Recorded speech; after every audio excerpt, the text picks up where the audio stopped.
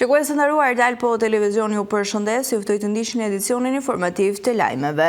Rritja e kostos së jetesës dhe vështirësitë ekonomike në vend, veçanërisht në qytete të vogla sikurse është edhe Gjirokastra, ka rikthyer në vëmendje sfidat me të cilat përballen çdo ditë qytetarët shqiptar. Çmimet e produkteve bazë, shërbimeve dhe karburantit të cilët kanë pësuar rritje, ndërsa të ardhurat për shumë familje vijojnë të mbeten të kufizuara. Kjo situatë ndikon drejtpërdrejt në nivelin e jetesës dhe në mundësitë ekonomike të qytetarëve shqiptar.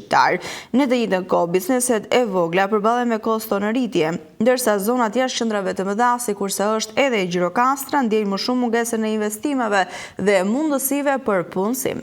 Varfëria nuk është më një thjesht statistik në Shqipëri, është përditshmëri që ndjehet në çdo familje, në çdo qytet e veçanërisht në zona të vogla, qytete të vogla, sikurse është edhe Gjirokastra. Pyetja që shtrohet gjithnjë më shpesh është: kush po i varfëron shqiptarët? Një nga faktorët kryesorë në të rritjeve e vazhdueshme të çmimeve, produktet bazë, nga ushqimet e karburanti, të cilat kanë njohur shtrejtim të djeshëm, ndërsa të ardhurat nuk kanë ndjekur të njëjtin ritëm. Në qytete si Gjirokastra, ku ekonomia mbështetet kryesisht në pensione, pagët e ulta dhe një turizëm sezonal, kjo goditje ndihet edhe më fort, por rritja e çmimeve nuk vjen në bashllëk. Politikat fiskale dhe taksat e larta mbi bizneset dhe qytetarët kanë krijuar një presion të vazhdueshëm ekonomik. Bizneset e vogla që përbëjnë shtyllën e ekonomisë lokale përballen me kosto në rritje dhe shpesh detyrohen të rrisin çmimet ose të mbyllin aktivitetin. Në fund, bara bie mbi konsumatorin. Në të njëjtën kohë, pagat minimale dhe pensionet mbeten në nivele që mezi përballojnë jetesën. Diferenca mes kostos së jetesës dhe të ardhurave po zgjerohet, duke shtyrë një pjesë të popullsisë drejt varfërisë reale ose emigrimit. Një tjetër element i rëndësishëm është menaxhimi i dobët i burimeve dhe ndryshimet për korrupsion. Fondet publike që duhet të përmirësojnë jetën e qytetarëve shpesh përfundojnë në projekte me ndikim të kufizuar ose në duar të gabuara. Kjo krijon një cikël ku zhvillimi ngec dhe qytetarët mbeten të pambrojtur. Në Gjirokastër, largimi i të rinjve dhe plagja e popullsisë e thellojnë krizën. Mungesa e investimeve serioze dhe mundësive për punësim e bën edhe më të vështirë daljen nga kjo situatë. Në fund, varfërimi nuk është rezultati i një faktori të vetëm,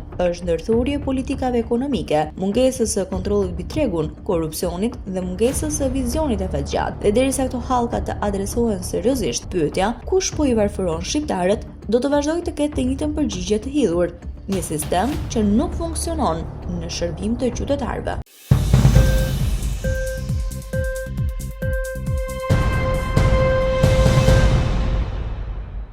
Kurja e popullsisë po shndrohet në një trend të qartë global, nga i cili nuk bën përjashtim as Shqipëria. Sipas projeksioneve të OKB-s, deri në vitin 2050, Shqipëria pozicionohet në grupin e vendeve me kurje të vazhdueshme të popullsisë, ndikuar nga emigracioni dhe lindshmëria e ulët. Kjo ka nisur të shoqërohet me efekte negative në ekonomisë, sidomos në tregun e punës, ku gjithnjë më shumë sektor po raportojnë mungesë punonjësish. Ka nga ana e treguesve demografik një rënje vjetore me 1.5%, emigracioni neto është negativ, ndërsa mosha mesatare po vijon në rritje. Shqipëria po ndjek të njëjtin model si shumë vende europiane, ku lindshmëria e ulët dhe emigracioni po çojnë pikërisht në një kurje të qëndrueshme të popullsisë. Kjo situatë po krijon një presion të dy fish, ku nga njëra anë ka rritje kostosh për biznesin dhe nga ana tjetër kufizim të prodhimit dhe investimeve. Mungesa e fuqisë punëtore po detyron bizneset të rrisin pagat e në disa raste të kufizojnë aktivitetin, sidomos në sektor si ndërtimi, turizmi dhe industria përpunuese.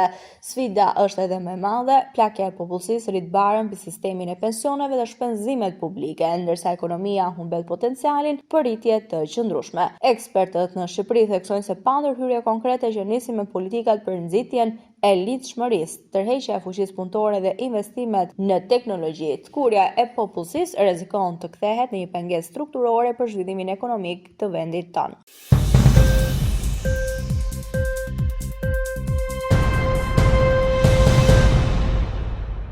Ndryshojmë natyrën e informacionit. Ngjarja tragjike në Durrës, ku një 57 vjeçar përplasi për vdekje 2 të mitur dhe plagosi një tjetër në gjendje të rëndë, ka tronditur opinionin publik dhe ka rikthyer në vëmendje sigurinë në rrugët e vendit tonë.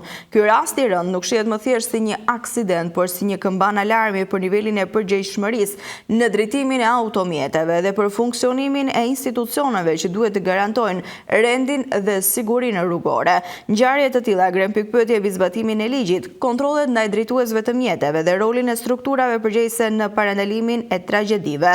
Po ashtu, ato rikthejnë në fokus edhe nevojën për më shumë ndërgjegjësim dhe respektim të rregullave të qarkullimit nga çdo qytetar shqiptar. Rrugët që vrasin nuk janë thjesht asfalti amortizuar apo tabela të munguara. Ato janë postuar më i qartë një sistemi që ka humbur kontrollin, edhe më keq akoma vullnetin për të rikthyer ato. Ngjarja tragjike në Durrës, ku një 57 vjeçar përplasi për vdekje me automjetin e tij 2 fëmijë dhe plagosi një tjetër në gjendje të rëndë, nuk është një aksident në kuptimin e pastër të fjalës, është një rezultat. Rezultati i një zinxhiri dështimesh që nis nga individi pa përgjegjshëm në timon, por nuk ndalet aty, përkundrazi thellohet në institucionet që duhet ta kishin ndaluar shumë herët. Sa prej këtyre drejtuesve janë realisht të kontrolluar në Shqipëri, në rrugët tona? Sa prej tyre kanë kaluar kontrolle serioze për alkoolin, shpejtësinë apo dokumentacionin, dhe sa të tjerë kalojnë pa u ndëshkuar fal një telefonate, një miku apo një zarfi të vogël që ndryshon gjithçka. Degradimi i strukturave të sigurisë rrugore nuk është më perceptim, është realiteti i përditshëm. Policia rrugore që dikur do të ishte frika e shkelësve,